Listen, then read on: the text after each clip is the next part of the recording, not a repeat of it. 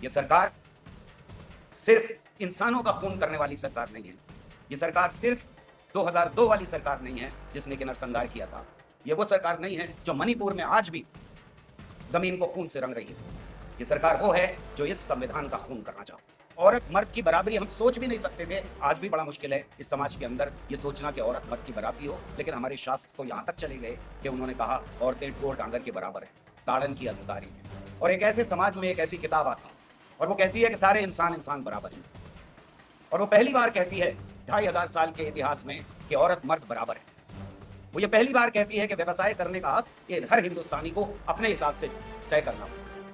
वो ये पहली बार कहती है कि कहीं भी रहने का हक हमारे पास है। ये किताब एक चमत्कार थी, लेकिन इस किताब को मान क्यों लिया उन लोगों ने जिन लोगों ने इस किताब को पहली बार साइन किया, मेंबर ऑफ पार्लियामेंट्स ने। उनमें से कई लोग मैं जानता हूं और इतिहास गवाह है कि बाबा साहब अंबेडकर के हाथ का पानी भी नहीं पी।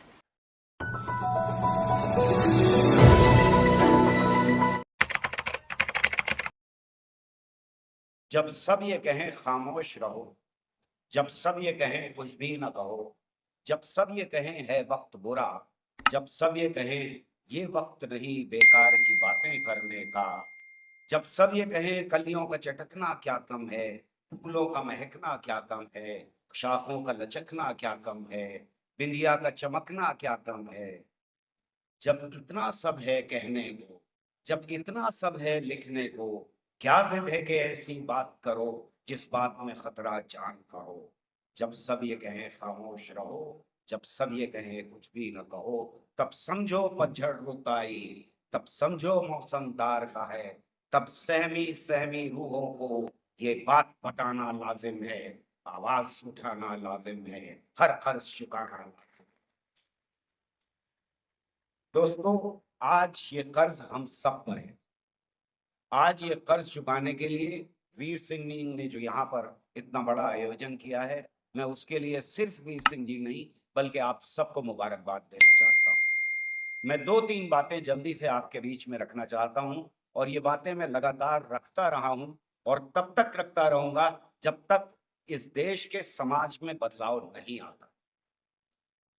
दोस्तों, हम लगातार ये सुनते आए हैं कि हमारे बीच में डाइवर्सिटी है, हम अलग अलग तरह के हैं और एक साथ रहते हैं और इसी में सारी खूबसूरती है।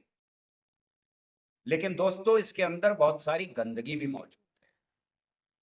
ये वो समाज है जिस समाज में बड़ी खाइयां मौजूद हैं, बड़े जख्म मौजूद हैं, बड़ी लकीरें खींची हुई हैं, बड़ी हदें खींची हुई। यहां पर ये सोचना भी मुश्किल था 100 साल पहले कि इंसान इंसान बराबर हो सकते हैं। ये कहना भी मुश्किल था कि कोई भी कोई सा व्यवसाय कर सकता है। अगर कोई नीची जात का है तो उसके व्यवसाय अलग हैं, जो ऊंची जात का है उसके व्यवसाय अलग हैं। औरत मर्द की बराबरी हम सोच भी नहीं सकते थे, आज भी बड़ा मुश्किल है इस समाज के अंदर ये सोचना कि औरत मर्द की बराबरी हो, लेकिन हमारे शास्त्र तो यहाँ तक चले गए कि उन्होंने कहा औरतें ढोर डांगर के बराबर हैं, ताड़न की अधिकारी हैं। दोस्तों, इस समाज के अंदर कुछ लोगों के पास ये हक था कि संपत्ति रखें और बाकी के पास हक नहीं था कि वो संपत्ति रखें। और एक ऐसे समाज में एक ऐसी किताब आती है, ये खूबसूरत किताब जो आपके बीच में, और वो कहती है कि सारे इंसान इंसान बराबर हैं। और वो पहली बार कहती है 2500 साल के इतिहास में कि औरत मर्द बराबर है। वो ये पहली बार कहती है कि व्यवसाय करने का हक ये हर हिंदुस्तानी को अपने हिसाब से तय करना हो। वो ये पहली बार कहती है कि कहीं भी रहने का हक हमारे पास है। वो ये कहती है कि सबको संपत्ति अपनी अपनी रखने का हक अधिकार हमारे हैं। ये किताब एक चमत्कार थी, लेकिन इस किताब को मान क्यों लिया उन लोगों ने जो इस किताब में यकीन नहीं रखते थे।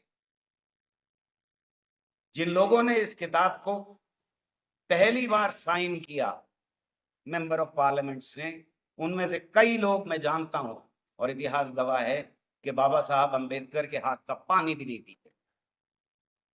फिर सवाल यह उठता है कि इस किताब को मान क्यों लिया गया, इसको हमने संविधान का दर्जा कैसे दे दिया, और खास तौर से उन लोगों ने जो हाथ का पानी पीने के लिए तैयार नहीं। उसकी वजह यह थी कि उनको लगा था कि ये परनाला वहीं बहता रहेगा, समाज में कोई बदलाव नहीं होगा। बाबा साहब अंबेडकर जैसे लोग अच्छी अंग्रेजी जानते हैं, लिख सकते हैं, हमें संविधान लिखना नहीं आता, एक किताब लिख लेने दो, कोई फर्क नहीं पड़ता। पर फर्क पड़ा, आज आप यहां मौजूद हैं। आज यहां औरतें मौजूद हैं, मर्द मौजूद हैं, बच्चे मौजूद हैं, और वो अपने हक की मांग करने के लिए मौजूद हैं। लेकिन दूसरी तरफ एक आरएसएस है, और वो विश्व हिंदू परिषद हो, भारतीय जनता पार्टी हो, बजरंग दल हो, दुर्गा वाहिनी हो, मैं सबको आरएसएस मानता हूं, जिसने 50 साल तक इस संविधान को नहीं माना, जिसने लगातार ये कहा इस देश के अंदर कि मनुस्मृति लगनी चाहिए, लागू होनी चाहिए, लेकिन उन्होंने चोला बदला और फिर सत्ता हासिल कर ली। बहुत सारे लोग बह गए, लेकिन हमने 10 साल में देखा कि उन्होंने एक एक करके उस खूबसूरत संविधान को जो हमारे हाथ में बाबा साहब अंबेडकर की अगुवाई में दिया गया था, किस तरह से एक एक लफ्ज को, एक एक पन्ने को फाड़ के पैरों के नीचे रौंदा है। ये सरकार सिर्फ इंसानों का खून करने वाली सरकार नहीं है। ये सरकार सिर्फ 2002 वाली सरकार नहीं है जिसने कि नरसंहार किया था। ये वो सरकार नहीं है जो मणिपुर में आज भी जमीन को खून से रंग रही है। ये सरकार वो है जो इस संविधान का खून करना चाहती। अगर दोस्तों आपको ये नहीं बचाना, तो आपकी अगली नस्लें आपको माफ नहीं करेंगी। इस संविधान को बचाने की जरूरत अगली नस्लों के लिए है। मेरे जैसे बहुत सारे लोग जिंदगी जी लिए इस संविधान की छत्र छाया में, हमें बहुत कुछ मिला इस संविधान की वजह से, लेकिन आज अगर इस संविधान के ऊपर हमला है तो हमें समझना होगा कि अगली नस्लें हमें माफ नहीं करेंगी। पर अक्सर ऐसा होता है कि अगर दलितों के ऊपर हमला हो रहा है तो अल्पसंख्यक खामोश हैं, अगर मुसलमानों के ऊपर हमला हो रहा है तो अल्पसंख्यक खामोश हैं, अगर सिखों के ऊपर हमला हो रहा है, उन्हें खालिस्तानी कहा जा रहा है जब वो अपनी मांग के लिए लड़ रहे हैं, तो बाकी लोग खामोश हैं। साथियों, इनमें से हर एक हमला संविधान के ऊपर हमला है। जब 100 से ज्यादा एमपीज निकाले जाते हैं पार्लियामेंट से अवैध तरीके से, जब झूठे इल्जाम लगा करके नौजवानों को सलाखों के पीछे बंद किया जाता है और उनके ऊपर यूएपीए लगाया जाता है, एनएसए लगाया जाता है, तब इस संविधान के ऊपर हमला होता है। और अगर आप उस वक्त उठने को तैयार नहीं हैं, तो फिर आप संविधान के साथ नहीं खड़े। समझ लीजिए कि हर छोटा हमला संविधान को पैरों के नीचे कुचलने वाला हमला है, और इस 10 साल में हमने ये हमले लगातार देखे। मैं आपसे अपील करने आया हूं कि अब संविधान को बचाने के लिए वोट करना जरूरी है। हमारे पास ये एक बड़ा हथियार बाबा साहब अंबेडकर की अगुवाई में हमने अपने आप को दिया था, हमारे पूर्वजों ने हमको दिया था। हमारे पास ये एक बहुत कारगर हथियार है, वोट का हथियार। अकेली बराबरी जो हमको आज तक मिल पाई है, जिस संविधान ने वादा किया था, वो वोट की बराबरी है। आपका वोट हो, चाहे प्रेसिडेंट का वोट हो, चाहे अडानी का हो, चाहे अंबानी का हो, एक वोट होता है, उस दिन आप बराबर हैं। ये अद्भुत चीज है, इससे पहले कभी बराबर नहीं थे।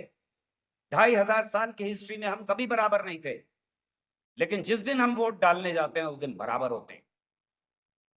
यह है चमत्कार, और इसको बचाने के लिए आप और मेरी जिम्मेदारी बराबर की है। हम में से हर एक की जिम्मेदारी बराबर की है। मैं आपसे एक बार फिर अपील करना चाहता हूं कि आपका वोट इस संविधान को बचाने का, इस लोकतंत्र को बचाने के लिए होना चाहिए। बहुत